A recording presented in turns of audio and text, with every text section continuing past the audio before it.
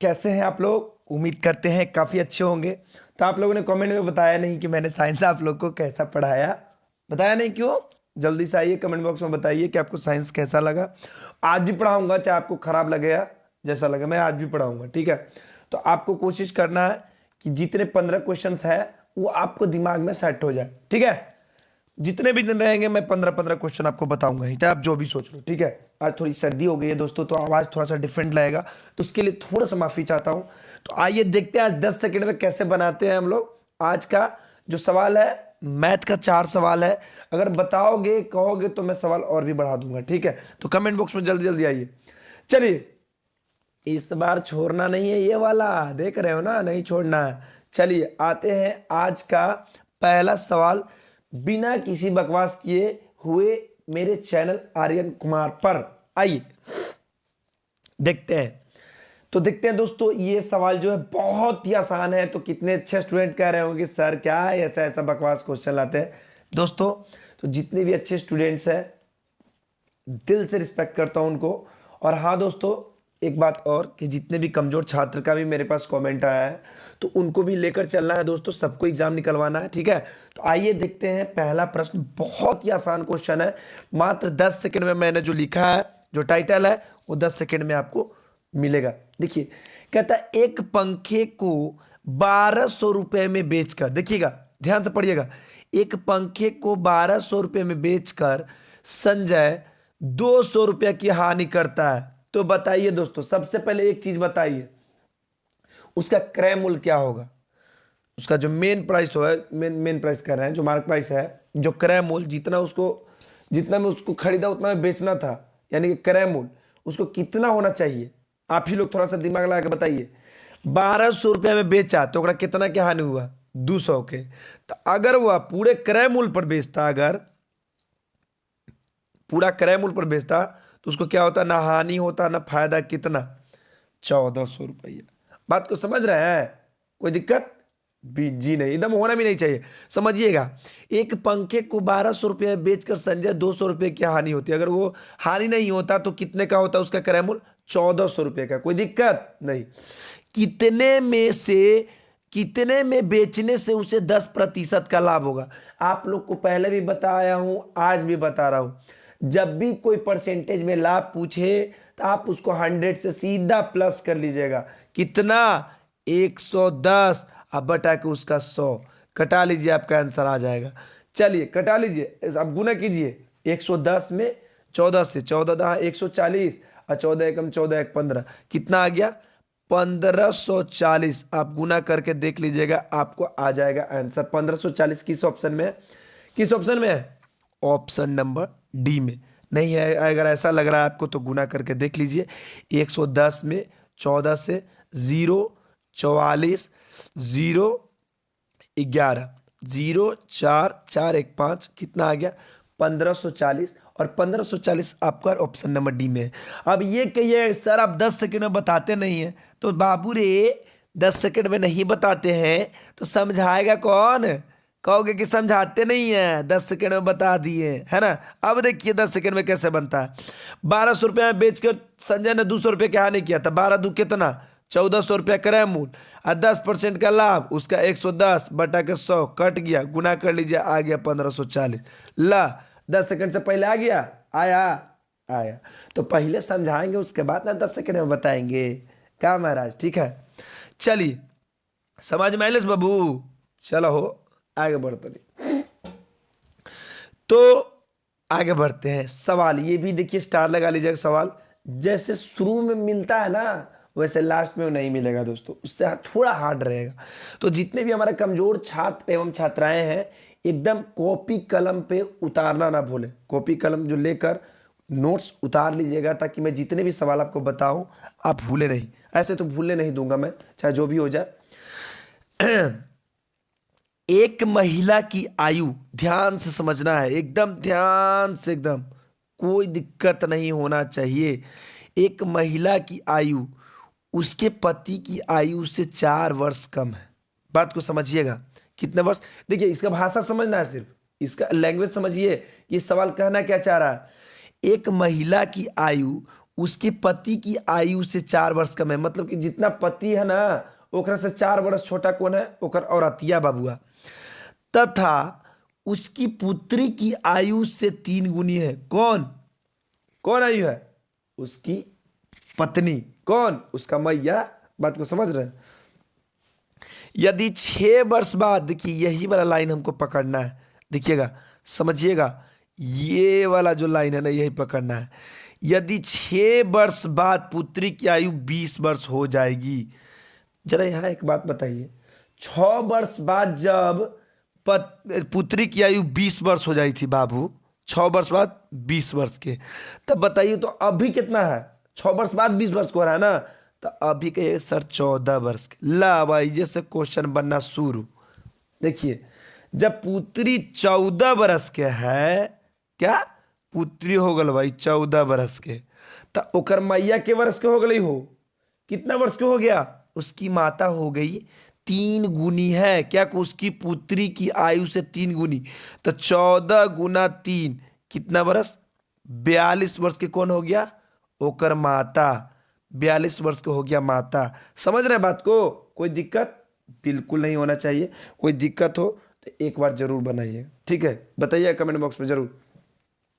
अब क्वेश्चन पढ़िए, तो पिता की वर्तमान आयु, तो पिता की वर्तमान आयु, पिता 4 वर्ष के ऊंची है, ओकरा से बड़ है, तब ई सब वर्तमान हवा, तब 42 में 4 जोड़ दीजिएगा, आ जाएगा कितना, 46 वर्ष। किसका, पिता का वर्तमान उम्र। कोई दिक्कत, 46 वर्ष किस उम्र में है दोस्तों, जरा बताइएगा। उसका पतिया पितवा के, तो आ गलवा ऑप्शन नंबर सी आपका बिल्कुल राइट आंसर। उम्मीद करते हैं आपको यह सवाल समझ में आ गया होगा। अगर जो नहीं आता है तो बताइएगा, इसको फिर से हम बताएंगे और फिर से रिवीजन करवाएंगे। हाँ दोस्तों एक बात और, एग्जाम के बाद फिर से मैं रिपीटेड क्वेश्चन लाऊंगा और फिर से आपको रिवीजन कराऊंगा। मैथ आपको याद कराकर छोड़ूंगा, आपको बनाने का जरूरत और पेन कॉपी उठाने की जरूरत नहीं पड़ेगी। मैं याद करवा दूंगा, क्वेश्चन देखते हैं या आंसर दोगे, ऑप्शन देखते हैं, ठीक है, आगे बढ़ते हैं। और हाँ दोस्तों वीडियो अच्छा लगता है तो आपको जो करना है कर दीजिएगा। मैं एक चीज़ आपको और दिखाऊंगा, ठीक है, मैं आपको एक चीज़ और दिखाऊंगा, आप देख लेना। 96% लोग जो मेरा वीडियो देखे हैं जो सब्सक्राइब नहीं किए हैं, तो मात्र 3% जो है ऐसे जो सब्सक्राइब किए हुए देखे हैं। तो प्लीज़ आपसे रिक्वेस्ट है कि जो भी 96% जो वीडियो देखे हैं हमारे जो विद्यार्थी हैं या छात्र छात्रा जो भी हैं, प्लीज़ आप सब्सक्राइब जरूर कर दीजिएगा। आपसे एक विनती है, कीजिएगा तो और मैं मोटिवेशन मिलेगा मुझे, ठीक है। चलिए सवाल पढ़िए। 3 संख्याओं में से पहली संख्या दूसरे का दुगना व तीसरे का आधा है। अगर तीनों संख्याओं का औसत 56 है तो पहली व दूसरी संख्या में अंतर कितना होगा। देखिएगा ये थोड़ा सा घुमा हुआ सवाल लग रहा है, लेकिन ये चाहेंगे तो आप ऑप्शन से भी बना सकते हैं, लेकिन ऑप्शन में बड़ा कंफ्यूजन हो जाएगा जी, मानना पड़ेगा पहला दूसरा तीसरा चौथा ऐसे करके। हम मानेंगे एक्स से। कैसे, एक्स से कैसे, देखिए समझिए, सवाल को बस समझना है दोस्तों, ठीक है, समझिए, ध्यान लगाइए, इधर उधर मत देखिए। उधर कहाँ देख रहे हैं, इधर देखिए। 3 संख्याओं में से पहली संख्या दूसरे का दुगना, कुछ ये दूसरे का दुगना, तो मान लीजिए दूसरा संख्या हो गया एक्स। कौन, एक्स।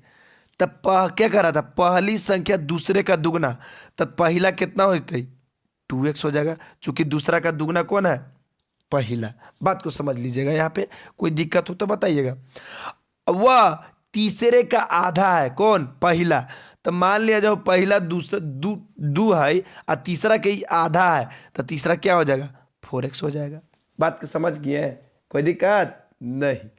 अब कहता है अगर तीनों संख्याओं का औसत, तीनों संख्याओं का औसत कितना ही था, तीनों को जोड़ो, 2 1 3 3 4 7, 7x अब बटा औसत कितना, 1 2 3 के मान कितना दे ले बाबू, 56। तो बताइए दोस्तों कि पहली व दूसरी संख्या में कितना अंतर होगा।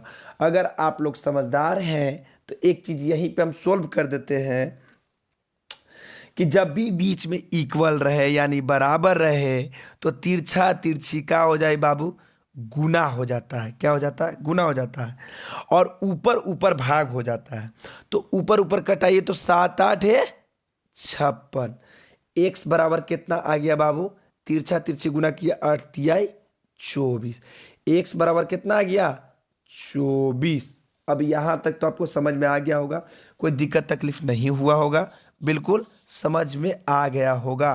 अब कह रहा है x का मान जब 24 आ गया तो पहला संख्या कितना है 2x, तो 2 गुना x का मान कितना आया है 24, कितना आ गया 48। दूसरा x है तो 2x का मान कितना है 24, तो x गुना 24 बराबर 24 आ गया, कोई दिक्कत जी नहीं। चौथा तीसरा 4x, 4 गुना x का मान कितना 24, 24 चौक 96। तो पहला दूसरा और तीसरा तीनों संख्या तो मिल गया, 48 24 96 मिल गया ना। क्या कह रहा था, जरा सवाल को पढ़िए। पहली व दूसरी संख्या में कितना अंतर है, तो बताइए दोस्तों 48 और 24 के दोनों के अंतर कितना है, तो कह दीजिए सर कि 48 में से 24 घटा ना दीजिए तो कितना आ जाएगा 24। किस ऑप्शन में है, ऑप्शन नंबर सी में है।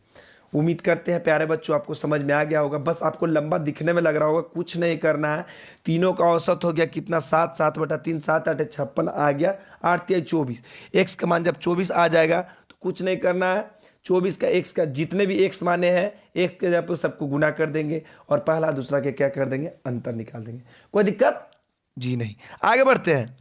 ये देखिए, ओ अरे भाई साहब, ये वाला MI most important question, star लगा लीजिए। कैसे, इसको मात्र हम बताएंगे कितना में 10 सेकेंड में। देखिए कैसे, समझिए, सवाल को पढ़िए, ज़्यादा टाइम बर्बाद नहीं करना है हम लोग को, जितना कम हो सके जितना कम समय में हम लोग ये वाला बेनिफिट प्राप्त कर ले। कहता रेल में बैठे एक व्यक्ति ने 2 मिनट में 21 टेलीफोन पोस्ट गिने। कितना में 2 मिनट में 21 टेलीफोन पोस्ट गिने। अगर प्रत्येक टेलीफोन पोस्ट 50 मीटर की दूरी पर है तो ट्रेन की स्पीड क्या है। तब फटाक से लाइकवन कर दे कि 21 गो टेलीफोन है 50 मीटर के दूरी, 50 में 21 से गुना करके आ मिनट के सेकंड में बदल के और 18/5 से भाग दे के आ गया। बात आपका सही है, लेकिन आप यहाँ पे क्या गलती कर देते हैं, देखिए हम बताते हैं। एक एग्जाम्पल ले लीजिए, टेलीफोन पोस्ट कितना के है 50 मीटर के, कितना के आपस में टेलीफोन, अगर प्रत्येक टेलीफोन पोस्ट 50 मीटर की दूरी पर है, पहला यहाँ है तो दूसरा यहाँ है, यानी पहला दूसरा इधर है, कितना मीटर के आपस में दूरी है 50 मीटर के, दूसरा कितना हो जाएगा 50 मीटर। तो के वो खंभा हो गया 1 2 3, 3 खंभा के दूरी कितना हो जाए थे 100, मतलब कि एक घट जा रहा है, घट जा रहा है। बात को सब नहीं समझ रहा है, देखिए समझिए, यहां पे आप लोग ये नहीं कहिए कि एक खंभा के दूरी 50 मीटर है, ठीक है, ठीक है, नहीं कहेंगे, इसलिए 21 25 75 लेनी, 21 में फिर 50 से गुना हो जाएगा। जब भी दूरी कहेगा कि आपस में, तो यहाँ पे दोनों के बीच की दूरी है, टेलीफोन के मीटर की दूरी है 50 मीटर आपस में, किसका, यानी 2 खंभा में, तब 50 है। तो क्या कर लेंगे, इससे हमको क्या समझ में आता है कि दोस्तों ये जो 21 टेलीफोन हुआ इसमें एक कम कर लेंगे, टोटल कितना हो जाएगा 21 टेलीफोन पोस्ट जो है वो कितने टेलीफोन पोस्ट हो जाएंगे 20 में, कितने से गुना हो जाएंगे 50 से। टोटल पूछ क्या रहा था, ट्रेन की स्पीड, स्पीड चाल बराबर होता है दूरी बटा समय। बात को समझिए, 1000 मीटर आपका आ गया, क्या 1000 मीटर आपका दूरी आ गया, बात को समझिएगा।